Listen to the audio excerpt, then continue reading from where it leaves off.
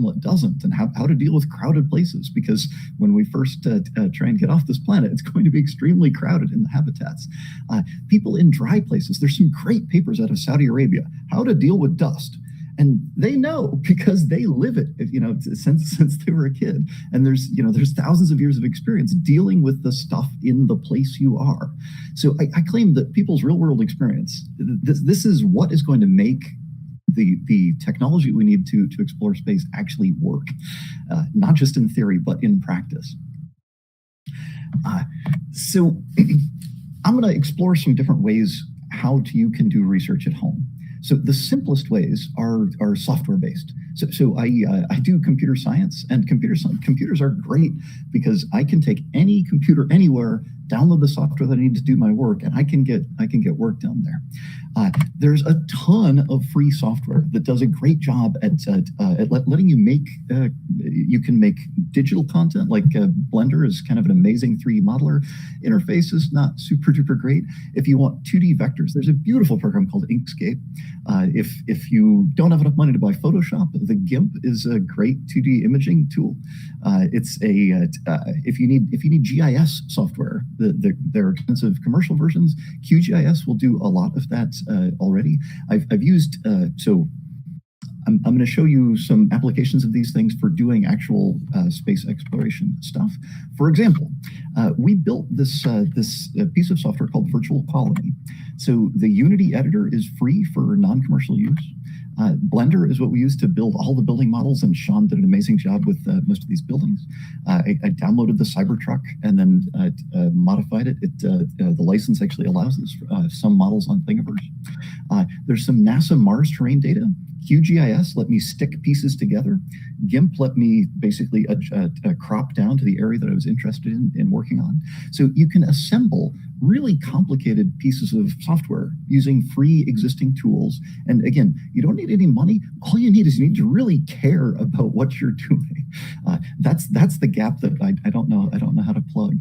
So what kind of research can you do with this? You can do all kinds of different research. So Sean does building architecture. And how does having a pressure vessel that lets people stay alive inside your building in space, how does that change the design of the architecture, right? There's lots of radiation in most places in space.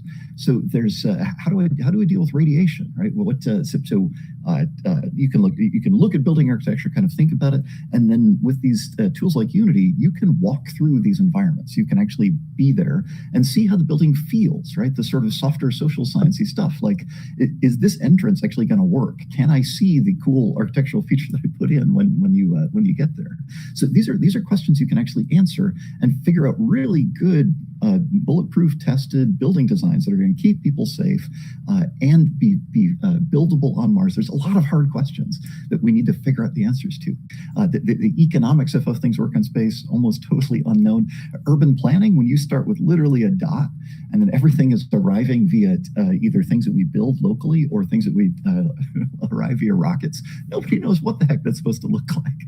I really love robotics. I have a whole section about this coming up. So you can do simulated robotics, and you can get into a lot of the autonomous software. You can, rather than spending a lot of time worrying about your robot batteries are discharged, your robot wiring doesn't work.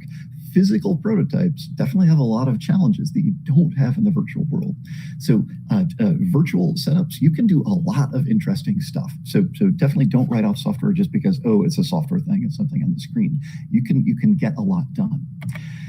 If you, vehicle dynamics as well.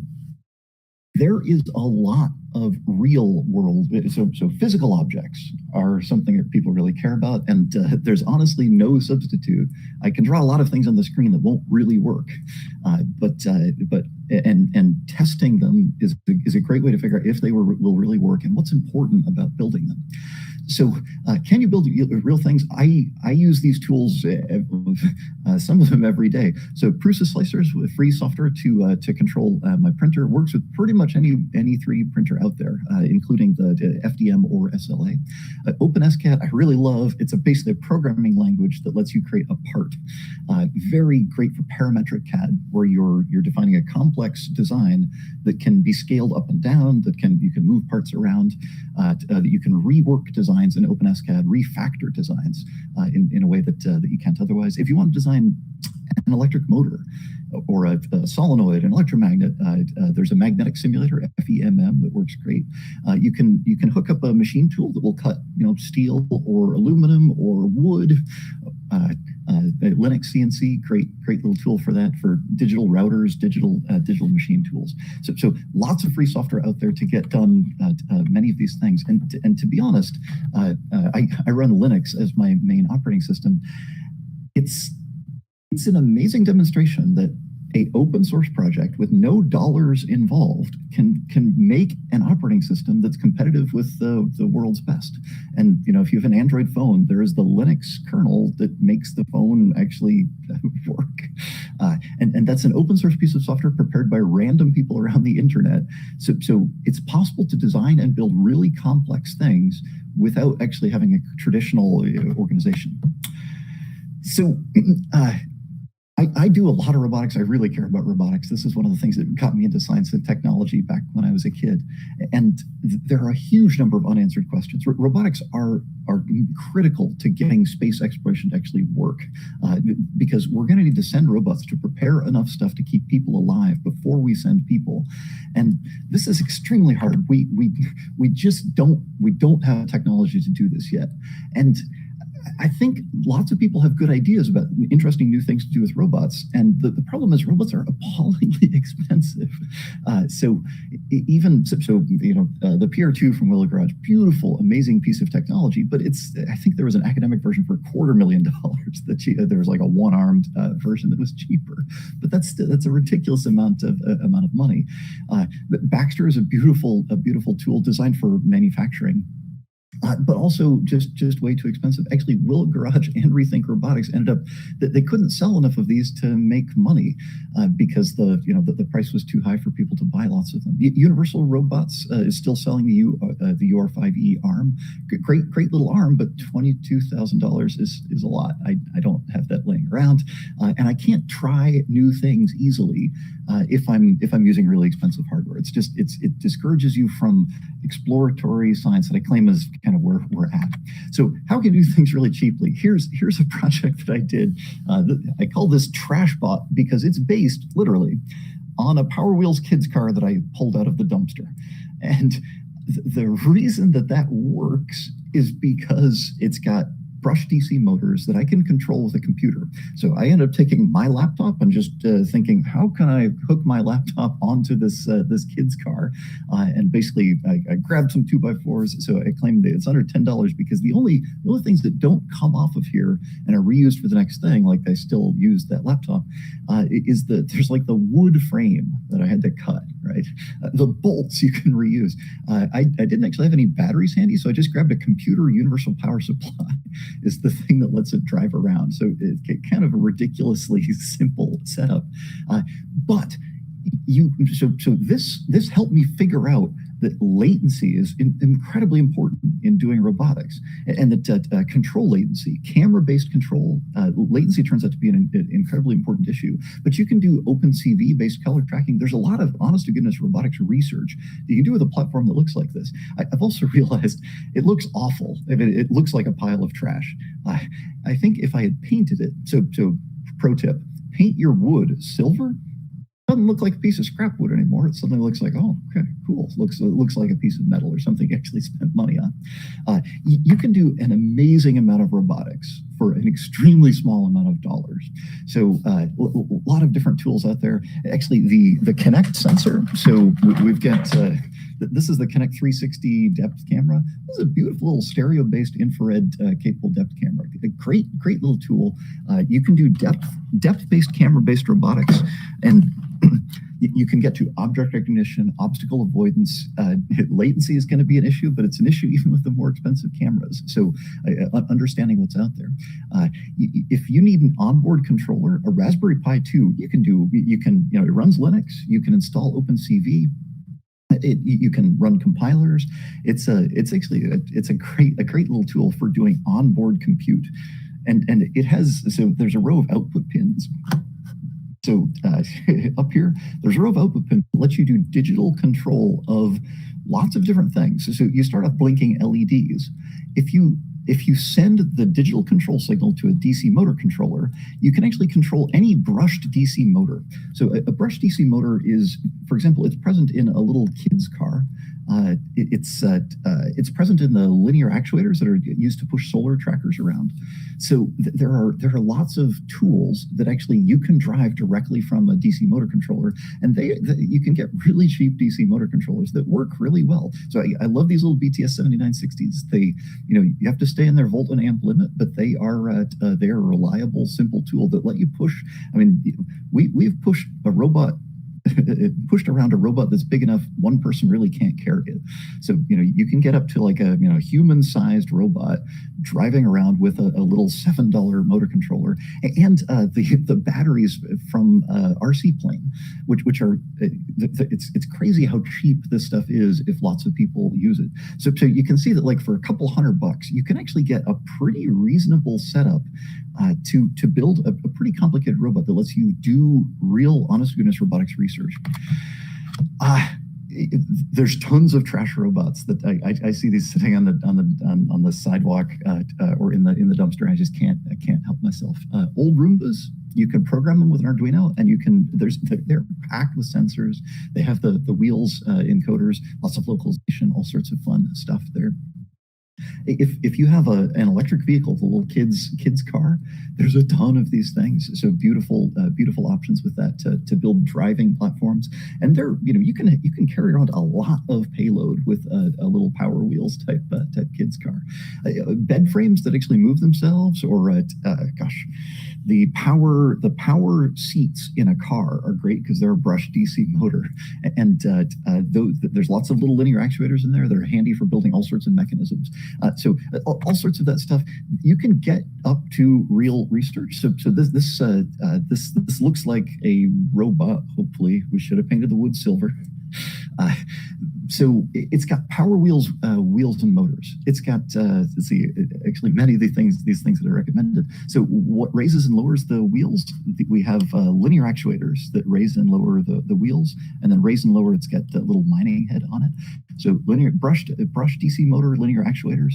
This is just a big Tupperware case, super handy for keeping all of your batteries, motors, motor controllers, the control architecture, like if you have your little Raspberry Pi, that can live in there too. And this thing was self-driving, autonomous. We got to we could do path planning, obstacle avoidance. We had a little camera mount on there to be able to. We could do real, honest-to-goodness research in autonomous robotics, which is super duper important for figuring out how to do space exploration.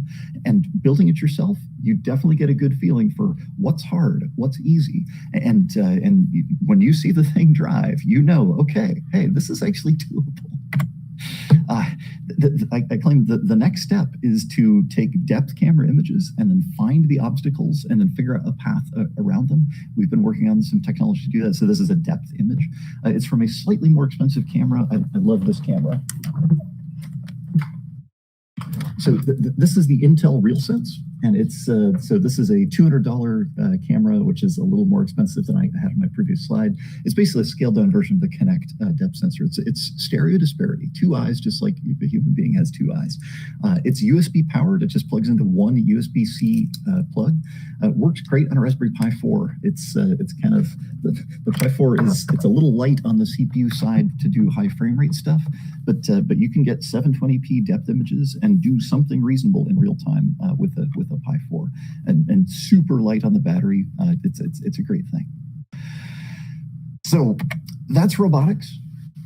What I'd like to talk about next is concrete, which seems like a really huge. Concrete does not sound high tech, but it turns out that concrete is the building material that lets us build buildings, highways, rocket landing pads. Concrete is incredibly important. And we don't know how to build concrete in space, because on Earth, concrete is bound together with cement. Cement is based from roasting limestone, and limestone is from basically the old seashells that's been compacted into a rock. That there aren't seashells elsewhere in the solar system that we know of, so we can't really build traditional cement. So what do we have that we have lots of? Well, there's lots of ice. And I am super excited about Frostcrete. I made up the name, I think. Now, of course, the problem is Frostcrete is not going to work if it's warm. So if you want something that's going to be warm but buildable in space, the Fischer-Tropsch synthesis, if you've got a source of CO2 and a source of hydrogen, you can basically combine those two things together to make waxes. And these are basically just it's just like candle wax, like paraffin waxes. These two are really similar. So I'm really excited about space options for sourcing both ice and wax.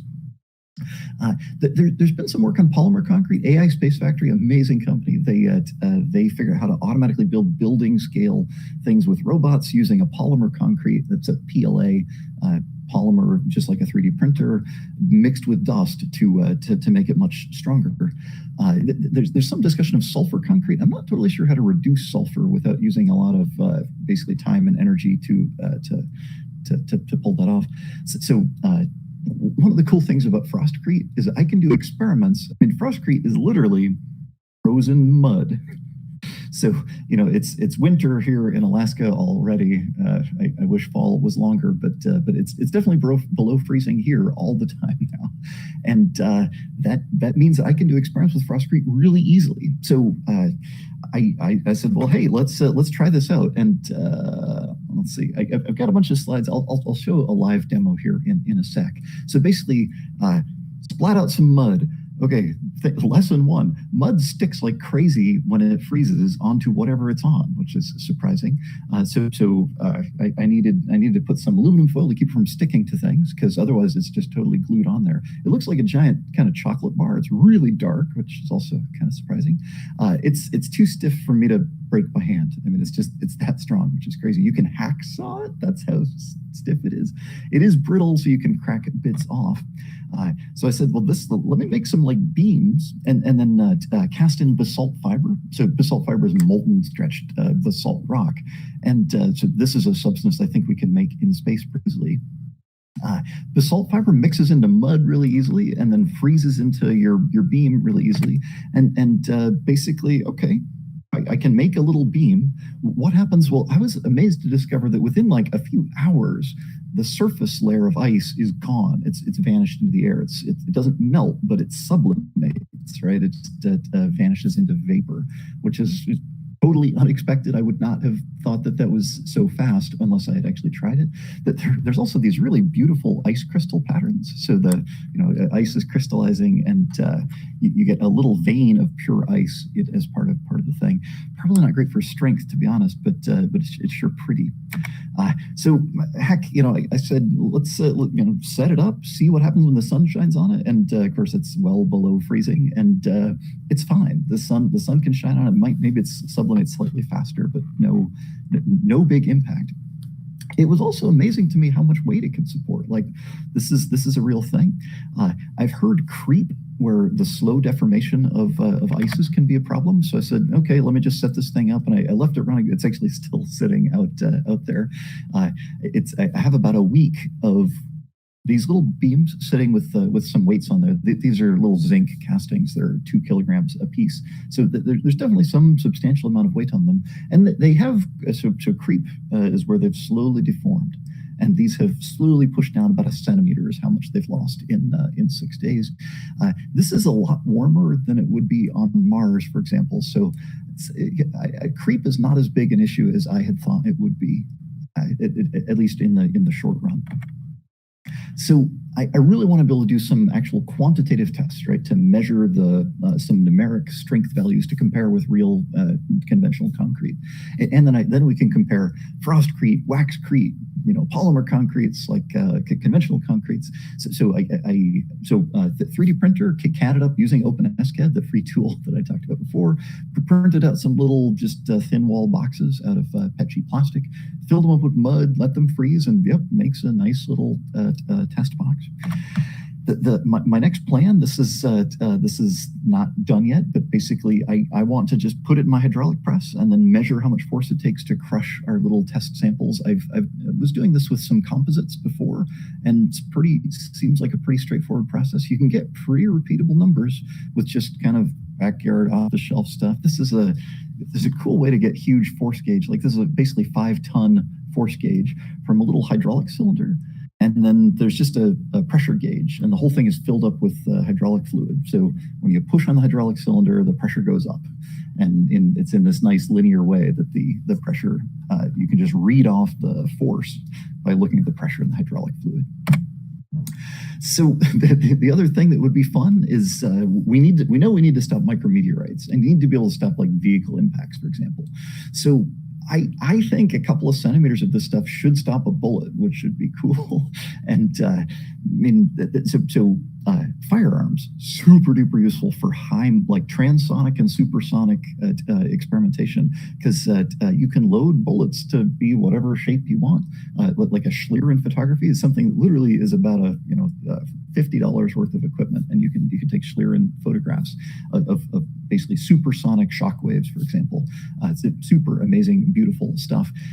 You can measure the speed of bullets. There are nice off-the-shelf tools, again, $50 range to measure the speed of projectiles. So we could evaluate explosives this way.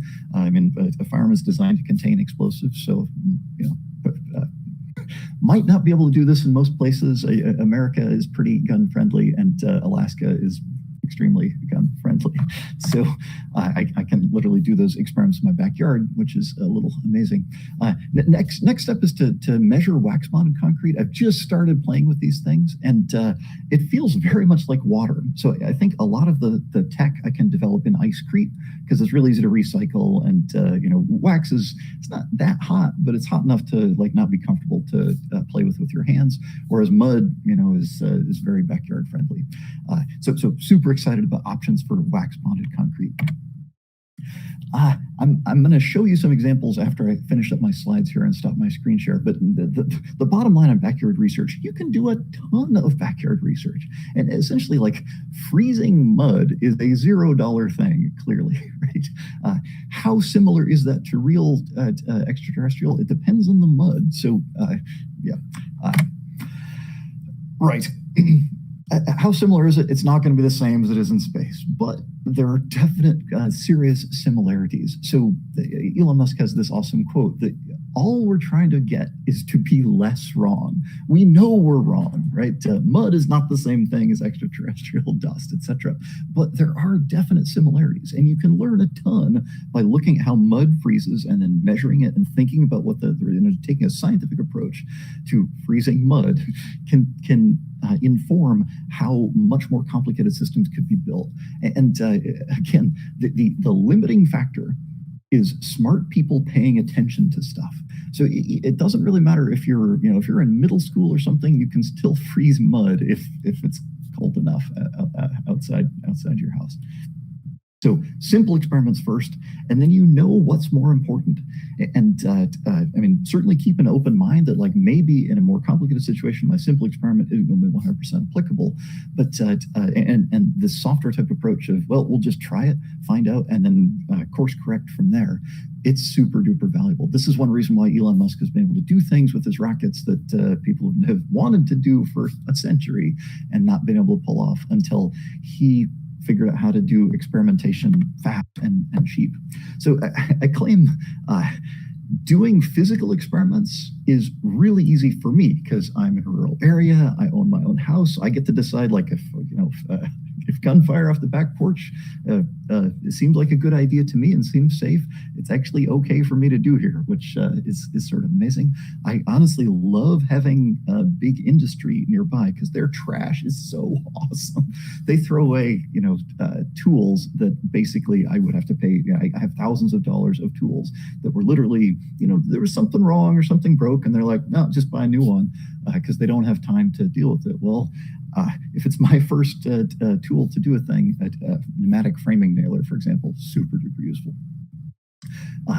To do this stuff, you do need to have good intuition about what the hazards are, especially, firearms, explosives can be super duper dangerous if you are not smart about figuring out what the hazards are. So this is a lot harder if you're a kid or if you don't have a good notion of what's safe and what's not. But the other interesting thing is that you can safely run small experiments and then scale up to figure out what is going to work, what is not going to work at the big scale. So I claim working in space is much more like sort of my life, hopefully, where you have plenty of space, that there's very little collateral damage possibility. If a few people land in a space habitat, they really own that area, and they get to decide what's safe and what's not.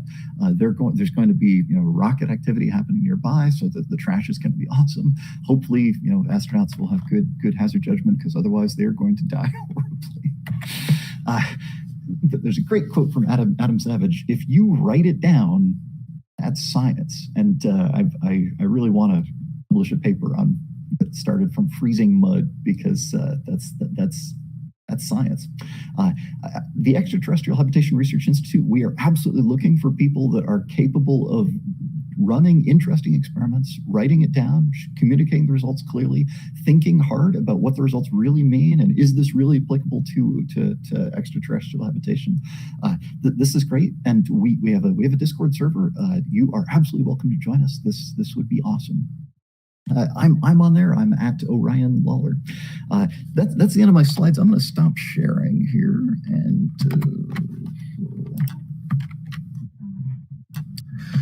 So I have a bunch of cool experimental pieces and parts to show you. So I'm going to put on my gloves and grab some ice crete, which I have in a freezer. So this is the world's giantest chocolate bar and worst tasting.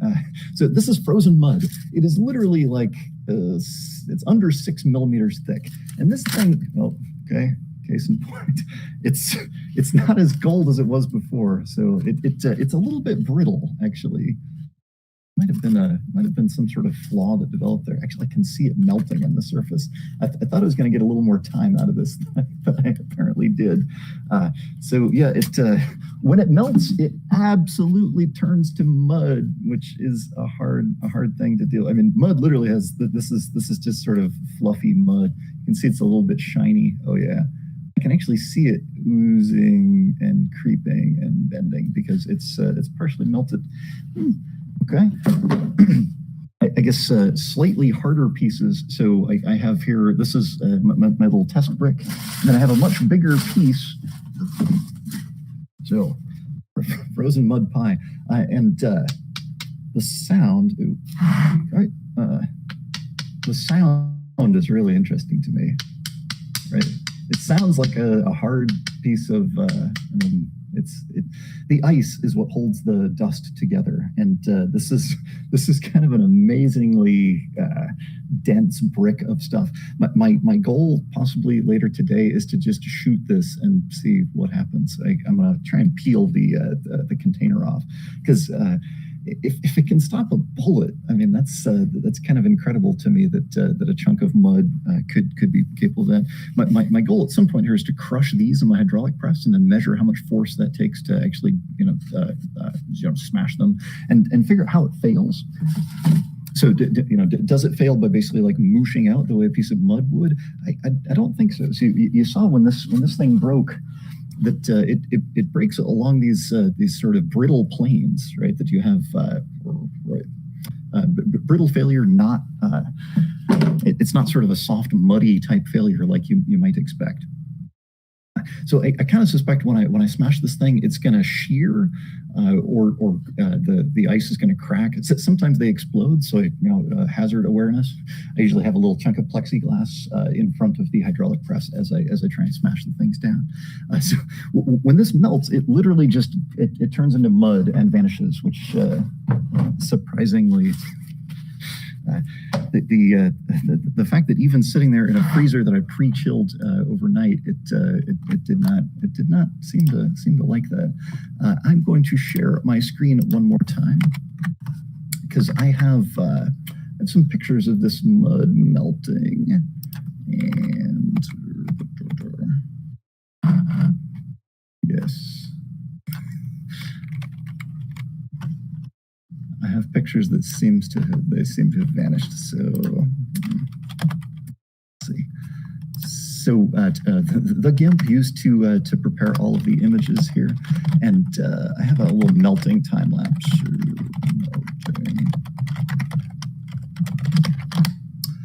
So these are some little chips of that same plate melting, and basically set them up.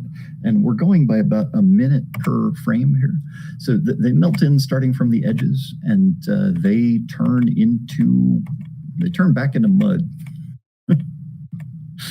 So within just a few minutes, they have turned into just this shiny little mud brick, because there literally is nothing but mud there. Very, very surprising. Right. I see my virtual desktops get totally hosed by sharing the screen, so I'm gonna stop doing that. Any questions about how? So I think that's all the content that I have prepared for today. Questions about backyard scientific research, things that would or wouldn't work? Yes, thank you so much for the presentation, Orion. Very interesting, nice practical examples. I will read some questions we got on the YouTube live stream. Awesome. And Sean was asking at the beginning about the Unity, if it's possible to create the whole Mars colony that was designed by Nexus Aurora in Unity. Would that fit? Would that work? I hope so. Yeah. I mean, it would be awesome to take the whole, we had this plan of urban expansion and industrial area and Geim Crater and stuff. Geim Crater's in there. I mean, Virtual Colony has the space. Now, making it perform well is probably going to take like some level of some computer graphics tricks, like level of detail adjustment. But I absolutely want that. And I think if there's a reasonably small number of building types, you could have a pretty tight download and still have a really amazingly complicated world, basically by using like instancing. So yeah, my hope is that we get the whole like explorable, interactive, like livable sort of city that we had designed. I mean, that would be amazing. Yeah, and if we have similar buildings, that would help load time. Thanks for that answer. That's great. Kevin Peterson has the whole string of questions and the responses that might be interesting to answer as well. He asked about what the sublimation rate is. In what case it will be working as a good construction material?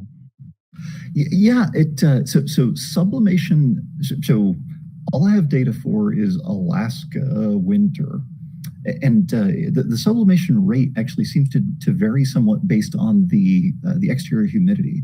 So we had basically winter had just started, so it was pretty warm. It got pretty cold, and I could see like snow was sublimating nearby, and the sublimation rate was frighteningly fast, like a millimeter a day. Now it seems to be slowing down, which is a little bit weird because so my frostcrete is made with basalt dust, crushed basalt dust, and it literally is. It's strange because you take this frozen block of ice frostcrete. If you somehow remove the water, then it turns into just a brick of dust, and literally, if you just touch it, it just goes away. Which may be what happened when they sampled the asteroid this week, right? As soon as they landed on the asteroid and they sampled stuff, the asteroid just debris went everywhere, and it may be because it's essentially just dust, just sort of loosely sitting next to other dust grains. It's not like like a rock that's something other. Those bricks were literally mud, right? It's basalt dust, and I got a little bit down here on my desk. It's basically just it's basalt dust from a local rock crusher. To make building site fill or road fill, they crush basalt rock, and they quarry big chunks of basalt rock and then crush it down into like gravel to put in roads and things. And their basalt crusher is just surrounded on all sides by basalt dust that kind of comes off, and it's honestly awful dust, right? It's like this hazardous material. It's probably got silica in here that I shouldn't be breathing. So we asked for our NASA robotic mining contest robot, can we take some of this? Like we would like to have a few tons of the dust, and they're like, as much of that dust as you want, as long as we never see it again, you are welcome to just take it. So they were happy to donate as much dust as we wanted. So I have several tons of basalt dust sitting in my backyard, and so some of it's covered and some of it's not covered. So literally that icecrete is crushed basalt dust, which when I look at it in a microscope, it is super similar to lunar dust, what we know of the micrographs of Mars dust. Like basalt is well mixed solar system, and it seems to be pretty similar everywhere. And it's literally basalt dust and water is those bricks. And of course, if you melt it, it turns into mud, and it's a really like creamy, fluffy mud. But when it's frozen, it's incredibly hard.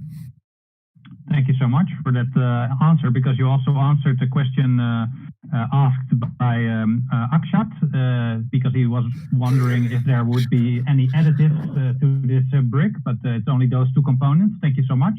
Then Luna is asking, have you tried methods of building material certification? Like every construction material must have a government certificate. Just to be clear, Luna, these are researches that we do for structures that we try to create in space with in situ, on-site materials that we find and fabricate. But Orion, can you shine a light on this question? Yeah, so actually there's a project in Nexus Aurora to write the building code for Mars, for example. And it's going to be slightly different, right? On the moon, the thermal loads are totally different. On Mars, you have a little bit of an atmosphere that's CO2, but not very much. So it's going to be different in different places in space that you might want to live. And we would have to, those building material certifications exist because people realized, this material is not going to work. We need to make sure it's this other material that will work. And there isn't, of course, an official certificate. We don't even know what is needed to make good, frostcrete. I don't think that was even a word until a little while ago. There are lots of great questions like, is the sublimation going to is the sublimation rate going to slow down after a while? Basically because the layer of dust is keeping the stuff inside from making it out. That's what seems to have happened. But so here's one problem with doing this stuff in my backyard. I don't really know if the weather has just changed and maybe the humidity is high enough now that the sublimation is not really happening.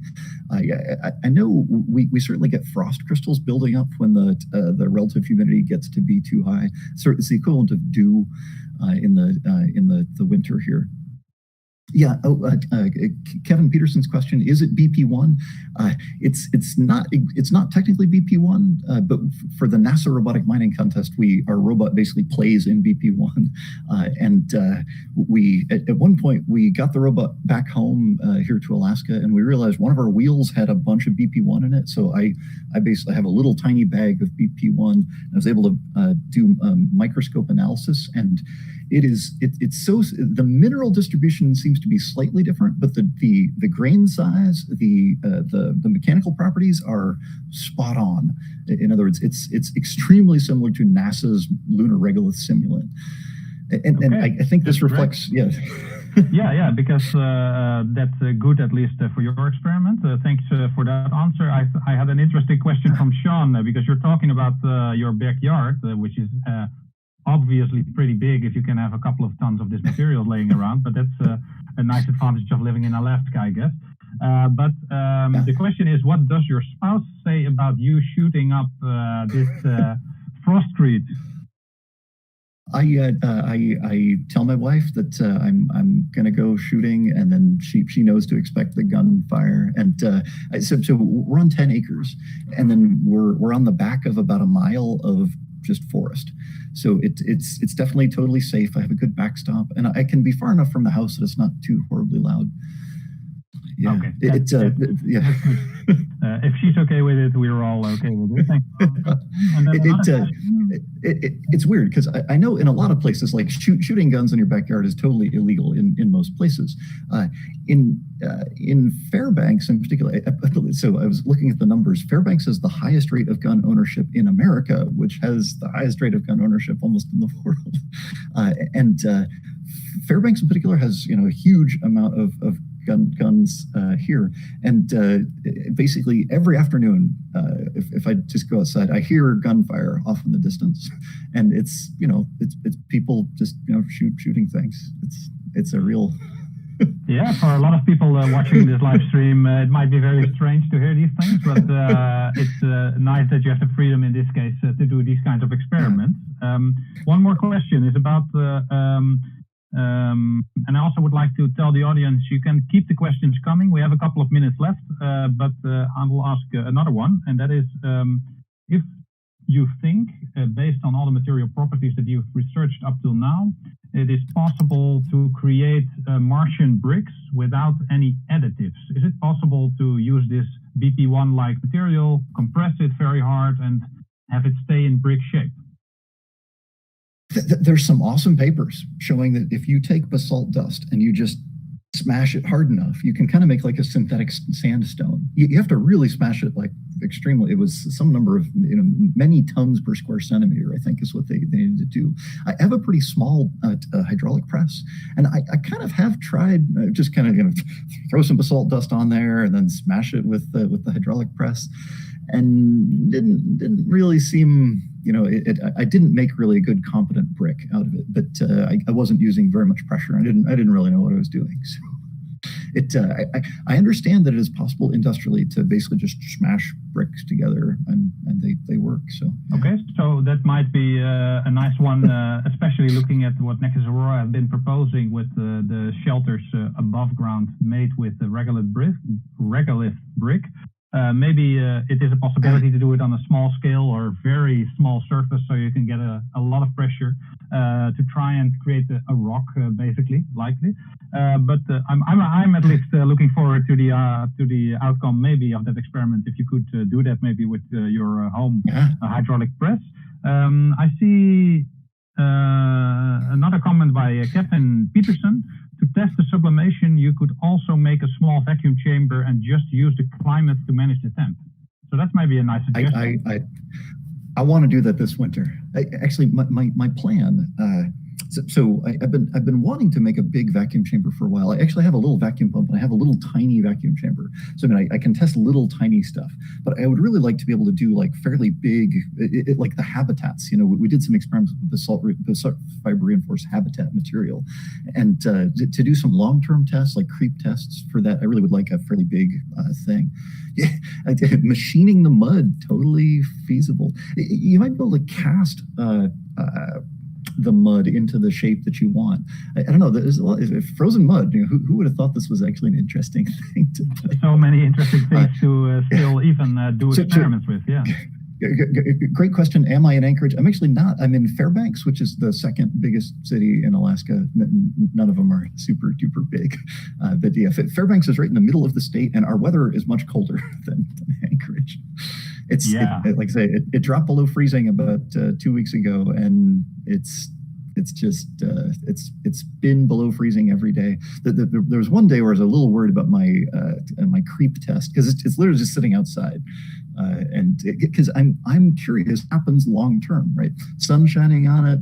What does sublimation do? What does it long term loading actually end up doing? And again, so just try it and then find out, and then hopefully figure out what's important. Yeah, I think probably to probably want to like encapsulate it, and it might be something as simple as like saran wrap or like a plastic bag might be enough to keep the sublimation for vacuum chamber. And I'm thinking an old propane tank might be a good source of a vacuum chamber, because it's pressure rated. It's this nice heavy duty steel tank. It's got the plumbing fittings on it already. I would need to be able to get into the thing, so like cut a access door, figure out some way to make to close the hole with a plug. Well, it's very clear, Orion. You're breaking up. Oh, you're breaking up a little bit. Yeah. I don't know if the connection is still great. We got some more questions.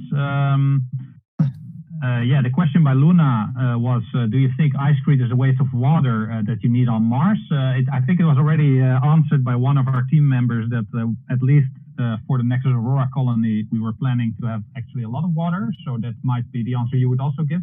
Or do you have a different opinion about that? Water is really critical for life.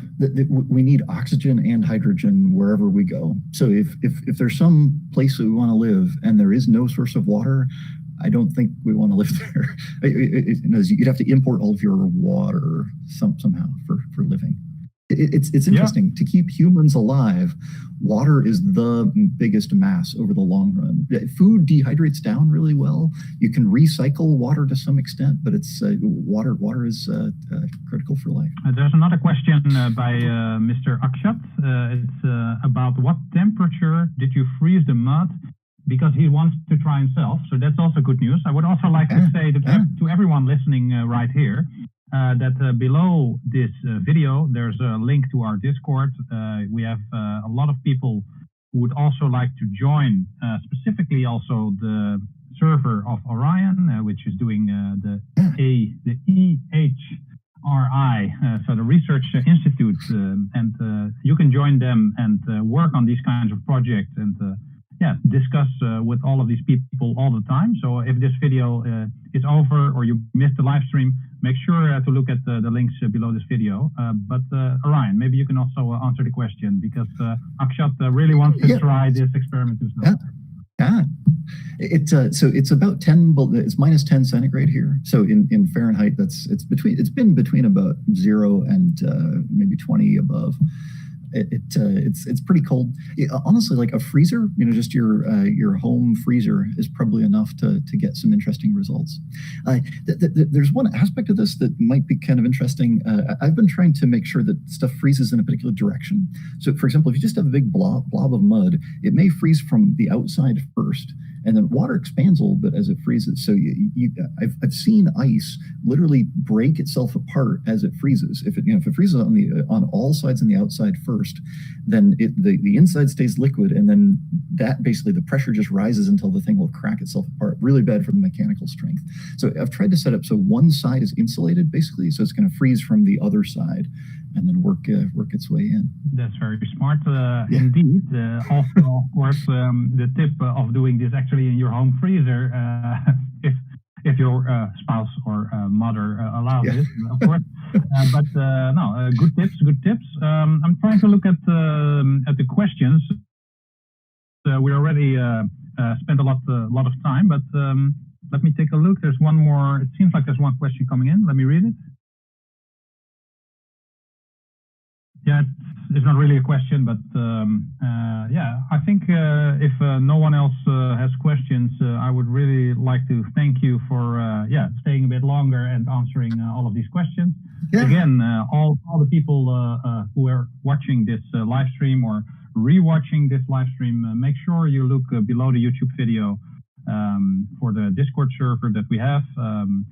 In general, Nexus Aurora is the project that we worked on for a long time, where a lot of this research is coming from, and that was a Mars colony. We won that competition, so that was really great. And now we're working with Nexus Aurora on a lot of different projects, and Orion is one of the leads, you could say, and the senior researchers of the EHRI Research Institute for extraterrestrial habitation.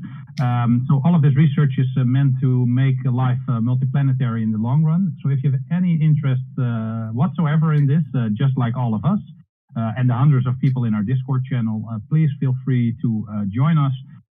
If you have any more questions, you can follow Nexus Aurora in general on our subreddit and ask questions there. There's always someone available to answer your question. Feel free to join. And I should point out that this project began when the Mars Society sponsored the Mars City-State Design Contest. So they said, imagine 1 million people living on the surface of Mars. How does that city work? What does the economy look like? What do the buildings look like? How are people actually living there? So Nexus Aurora was actually founded to try and answer this question. There were 175 teams that proposed ways to build a city on Mars. And last week at the Mars Society conference, Nexus Aurora won first place, which we were super duper happy with. And it's a great contest because this is a really interesting, inspiring, hard, and really relevant problem. We're just reaching the point where the technology is going to let us get there. there. And when we get there, what do we do then? And these are really hard questions that I don't think anybody knows the answers to. But I think everybody knows a little piece of the answer. So if we can put all those pieces together, we definitely have a shot at actually doing this. Definitely like, rate, and comment. Subscribe to our YouTube channel, because we do these things fairly often. Yes. Different streams, lots of different aspects of this stuff. Orion, thank you so much. I have just one last question because there's a very last question coming in, and the question is how practical this whole thing you presented is on a large scale. Excellent question. I really want to scale this up. So I think you could do, meter thick walls to stop radiation. And I think it would work. You might have to be a little bit careful about trying to figure out the freezing direction. But I think this should scale. So mud is cheap, right? And it's recyclable. So we can, interesting question. Let's find out. Yeah, thank you again so much, Orion, Dr. Orion Lawler. You have been talking to us from Alaska, where it's very cold already, and all of your experiments have been done in the freezing cold. But it's really cool of you to have shown all of this so very enthusiastically and sharing your knowledge. It's really great to see. Yes. We're going to close the stream, but I thank you again. I thank all the people for watching and asking questions. And again, follow Nexus Aurora on our subreddit or join our Discord. For more on that, look below the video. Thank you so much, and